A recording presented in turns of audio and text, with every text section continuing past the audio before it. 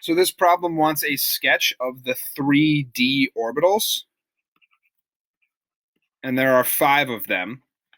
And so the first looks like this.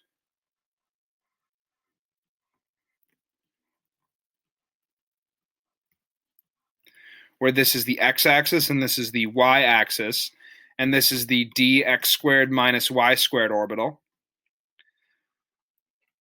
The second has the x and the y here with the orbital like this, and this is the dxy. The next one has the y and the z-axis here,